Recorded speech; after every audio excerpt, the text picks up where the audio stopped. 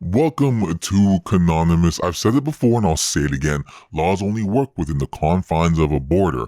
In the international arena, countries must defend themselves and their people. And whether people like it or not, a strong military helps make that happen. We all want peace, but it is your capacity and capability of war that helps deter would-be attackers. Now, obviously we have international laws these days to also deter nations from expanding their territorial rule, but as we've seen with Russia and potentially China, when they feel like it, this isn't always 100% guaranteed. And that brings me to today's video. I want to explore this video as we take a listen to retired Lieutenant General Guy Thibault on CBC of all places. See what he's got to say. Really appreciate Murray's coverage of this. It's talking about essentially the readiness of the Canadian Forces to undertake the missions that the Government of Canada has asked of it. And it covers materiel readiness, it covers the people readiness, it covers the overall sustainment ability of our operations. And so from the perspective of 58% of our material capacity ready, our vehicles, our major fleets, air, sea, and land, is actually quite alarming in terms of a demonstration of the underfunding that has chronically been afforded to defense for keeping these systems ready for operations. I'm not going to sit here and claim to be some military expert because I am not, but I definitely look forward to learning more as I grow this channel and my knowledge. That being said, 58% doesn't sound very good.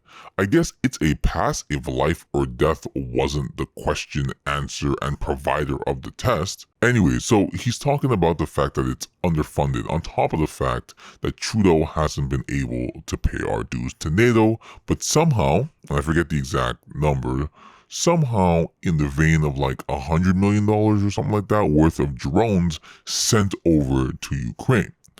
And Trudeau continues to say he's invested more and more each year into our military. Now, he did at one point spend about $8 billion, which is a significant amount of money, and has since, in recent time, dramatically increased it to about $50 billion. So he's getting up there. But the spending always seems to be in the wrong places. Like most liberal spending, it seems like more money wasted. Is it just underfunding? Because the other alarming thing to my ears was when Defense Minister Bill Blair said that the military is facing a death spiral on recruitment and that there are just more people leaving than there are coming in. Is the lack of interest because of the lack of funding, or is there something larger happening there? Before he goes into that, I understand that certain people don't want to risk their life for a country. And honestly, more and more these days, it doesn't seem like it actually cares about its citizens. And even then, I can understand some people are built for the military and some people are not. It takes all kinds of people in this world. But whether I could be, would be, or want to be one of those people that take up arms and goes to fight does come down to how much I value my nation and in turn how much that nation values moi. Outside of being conscripted to do so, this current government that we have doesn't make it a place for people to want to join. On top of that, now the amount of former military personnel that seem to really just not like and are not happy with the current state of affairs that our government has brought us to. I mean, that's also kind of gives you a glimpse into, your future should you choose to take this particular career path. Well, I think it's a great question to ask. In the last 2 days, we've had the Ottawa Conference on Defence and Security gathered to really look at the world and look at where the Canadian Forces fit in it. And we actually spent quite a bit of time talking about the state of the armed forces and the need to adapt to the changing world around us. The people problem is at the centerpiece of the Canadian Forces readiness. You can have the best equipment, the best capabilities, the best processes, all the money in the world, but if you don't have people, you don't have capabilities to actually undertake the operations. So the people problem has been, I think, understood for some time. This isn't a new phenomena. I think that COVID really hurt in terms of our ability to get out and really attract members to the Canadian Forces, or attract Canadians to the members of the Canadian Forces. And at the same time, as we've seen, quiet quitting, people looking to move on. The demands of Canadian military service are quite demanding on the families. Our families are facing the exact same problems that the rest of the Canadians are having with respect to inflation, housing. So I think this issue of attraction, recruiting, and the problem of keeping people with you, when you combine the two of them, it makes for a major problem. So I think, just to summarize that whole thing, military things in Canada aren't working. Now, this shouldn't be too much of a surprise. I suppose conservatives are known to be more militant or military focused rather, while liberals just aren't. And to be honest, I might not even have too much of an issue. No, that's not true.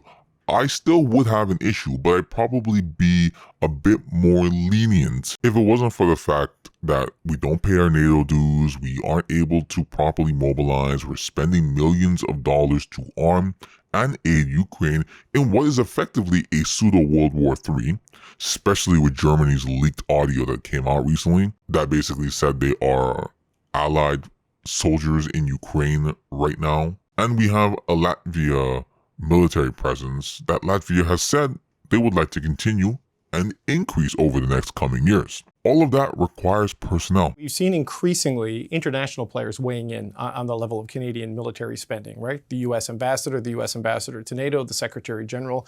The Latvian defense minister is here saying we would encourage our allies to move towards that 2% NATO spending target. Not only is Canada not doing that, these deficiencies and these recruitment challenges are persisting. How do you move forward here? Well, I think that General Eyre, the Chief Defence Staff, has been very clear in terms of reconstitution. You have to start with people. That's the first part of the problem space. We actually have to fill out the ranks. We're well below what the government has authorized. So 15,000, a combination of regular and reserve forces. So we have to make up that delta, and you have to deal with the shortfall in terms of those who are leaving. So the number is fairly significant. So I think you start with making sure we keep the focus on recruiting. And I think that it's not that they're not doing anything. Like, I have to say that I believe that the team that's dealing with recruiting is trying to be very creative, very innovative, looking for new ways of doing business. I think this past year they've actually probably got to a point where they're pretty much going to break even. So that doesn't sound too great in terms of traction versus retention, but at least it's stemming the flow, and I think they're turning the corner. And so I think that's a positive first step.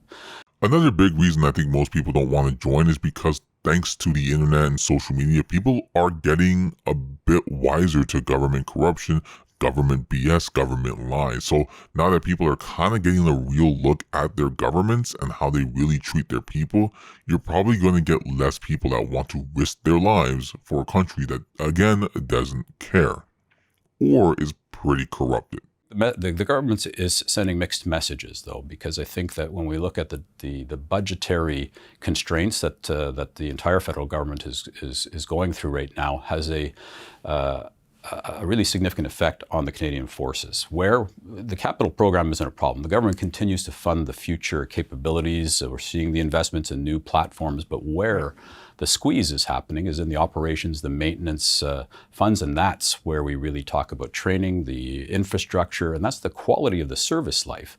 And so I think if the members of the forces who are serving aren't seeing the investment in the organization in that way, it kind of is adding to the problem. And there it is right there. I don't want to beat a dead horse with this. Just thought it was interesting the amount of money we're spending on somebody else's military causes, and yet how little we are on our own. Or, sorry, rather not that they're not spending money, but just the impact where it matters is lacking.